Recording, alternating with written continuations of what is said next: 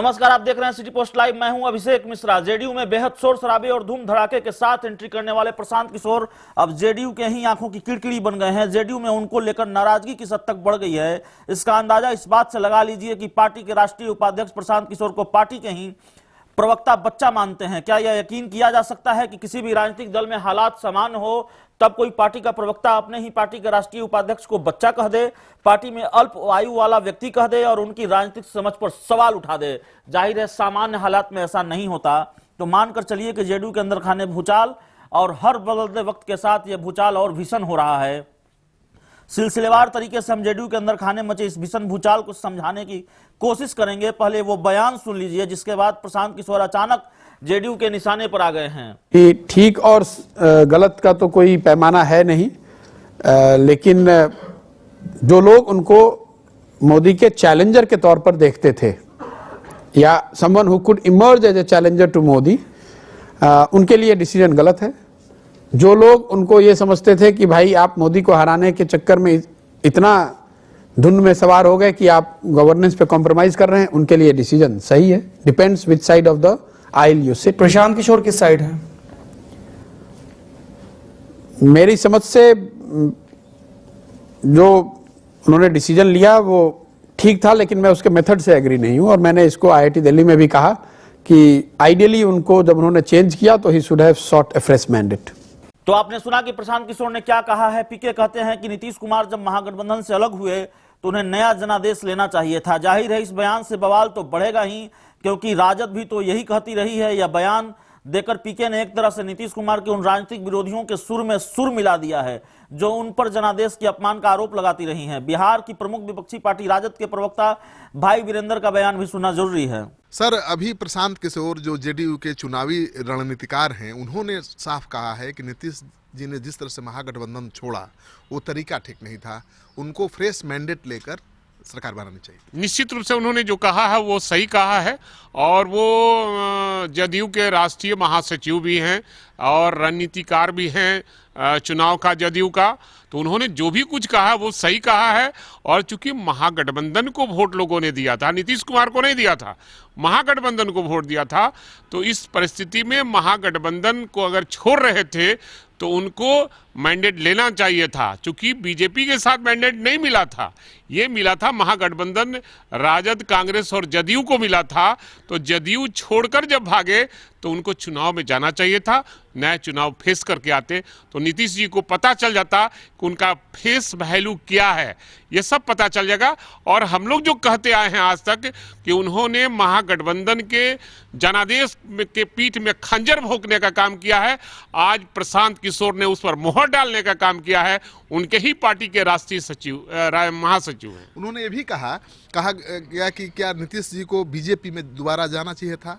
उन्होंने कहा कि अगर प्रधानमंत्री के तौर पर देखा जाए कि नीतीश जी का कद हो तो ये गलत फैसला था। यानी वो मान रहे हैं कि प्रधानमंत्री के लेवल पर जाना था, नरेंद्र मोदी के लेवल पर, तो महागठबंधन के साथ ही रहना चाहिए था।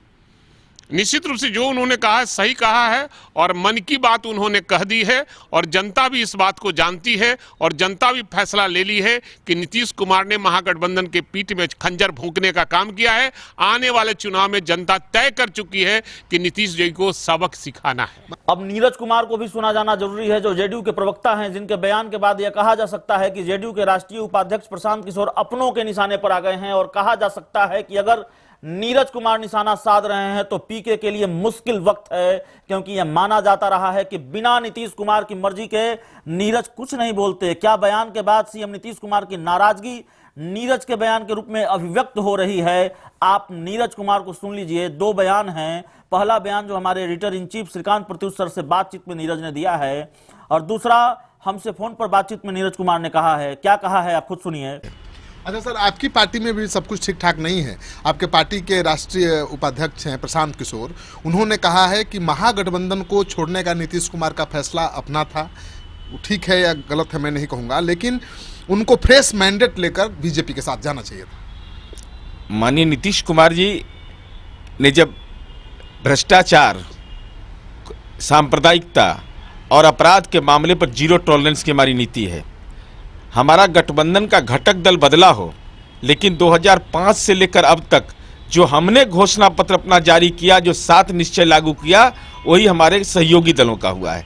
और जिस समय माननीय लालू प्रसाद जी के परिवार पर आरोप लगा, हम लोगों ने समय दिया कि भाई आप ब्यौरा दीजिए, उन्होंने ब्यौरा नहीं दिया। तो उस समय किसी भी राजनीतिक पार्टी ने विधानसभा भंग करने की बात नहीं कही थी। हमको बिना शर्त एनडीए का समर्थन मिला, तो स्वाभाविक रूप से जब समर्थन मिला तो हम सरकार चला रहे हैं। लेकिन आपके पार्टी के राष्ट्रीय उपाध्यक्ष कर रहे हैं कि फ्रेश मैंडेट लेकर सरकार बनानी चाहिए थी। किस बात के लिए?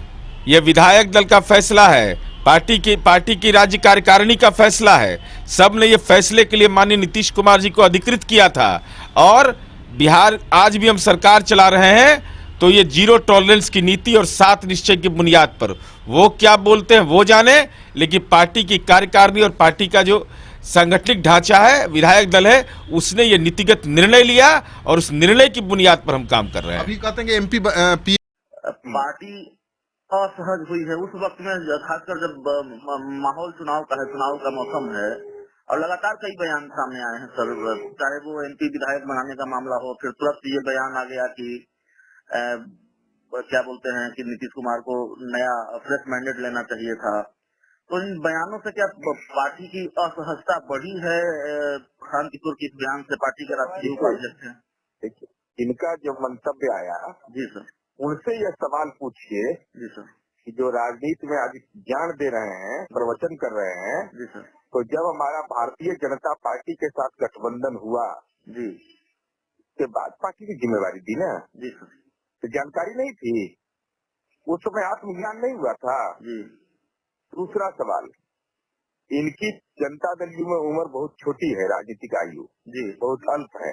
जी, तीसरा, माननीय नीतीश कुमार जी ने बिहार हित में यह फैसला लिया, जी सर, और साथ ही साथ हमने उस समय भी विधान पार्टी के जो सांगठनिक ढांचा है, कार्य समिति, जी, उसने भ्रष्टाचार पर जीरो टॉलरेंस के लिए अधिकृत किया। जी सर, विधान मंडल की बैठक में हमने फैसला लिया जी और विधान मंडल ने भी माननीय नीतीश कुमार जी को अधिकृत किया। सर, और जनादेश नहीं, एक मिनट मेरी बात करिए, जनादेश किस बात के लिए? जी, जनादेश था 7 निश्चय के लिए, और माननीय नीतीश कुमार जी के चेहरे पर यह चुनाव जीता गया था। आज भी मुख्यमंत्री वही है, गठबंधन का घटक दल बदल गया, 7 निश्चय तो हमारा नहीं बदला, वो तो जनता के लिए समर्पित कार्यक्रम आज भी चल रहे हैं। तो आखिर जनादेश किसको कहते हैं? जनता के लिए ना, और ये 7 निश्चय जनता के लिए था ना। माननीय मुख्यमंत्री जी को जनता ने जनादेश दिया है ना।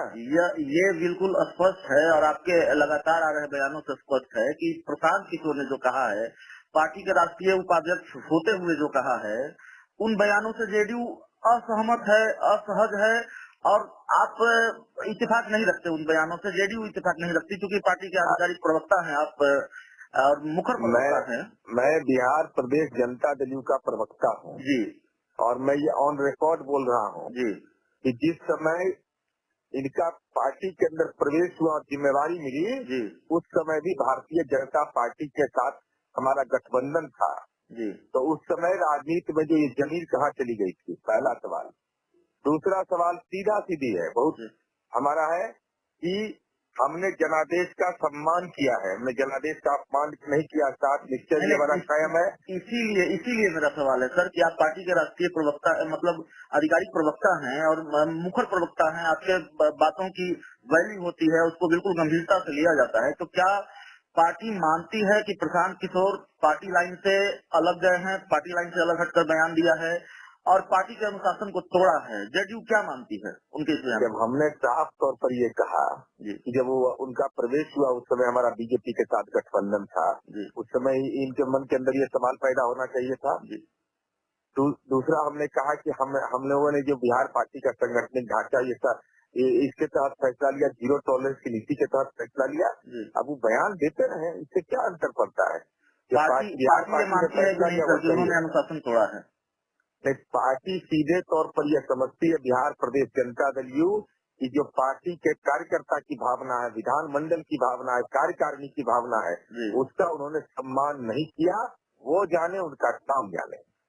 आपने यह भी कहा है सर कि कुछ लोगों को अपने बारे में भ्रम हो जाता है, तो क्या ये सवाल हमारा है कि क्या भले ही राजनीतिक दल जो है हाल के दौर में जो राजनीति की परंपरा बदली है या कह सकते हैं ट्रेंड बदला है, रणनीतिकारों का सहारा लेती है राजनीतिक पार्टियां, लेकिन क्या मानते हैं कि रणनीतिकारों की भूमिका बेहद सीमित होती है चुनावों में?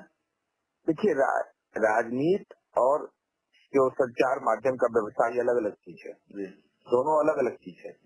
वो राजनीतिक कार्यकर्ता जो होता है उसकी भूमिका बहुत बड़ी होती है, उस समाज के अंदर उसकी साख होती है, सम्मान होता है। और मैं पहले भी आपके चैनल पर डिटेल बता चुका हूँ इस सवाल पर। मेरा सीधे तौर पर यही कहना है कि भाई पार्टी बड़ी होती है, पार्टी जो फैसला लेती है उसका सम्मान असहमति के बावजूद करना चाहिए, आंतरिक असहमति रहना चाहिए, लेकिन लोकतंत्र की बुनियाद है। लेकिन इसका मतलब ये नहीं है कि पार्टी जो फैसला ले ले उस पर सवालिया निशान खड़ा कर दीजिए। और जब आपकी उम्र इस जनता दल में बहुत छोटी है, अल्प आयु के है जनता दल में है, और आप सलाह दे रहे हैं उस समय, जिस समय आप पार्टी ज्वाइन कर रहे थे, जिम्मेवारी ले रहे थे, उस समय आपको नहीं पता था कि 2015 में किसके साथ हमारा गठबंधन था और आज हमारा गठबंधन का स्वरूप क्या है। इस सारे तथ्यों की जानकारी के बावजूद इस ढंग का बयान देना तो निश्चित रूप से हम समझते हैं कि राजनीति में परिपक्वता का परिचायक नहीं है।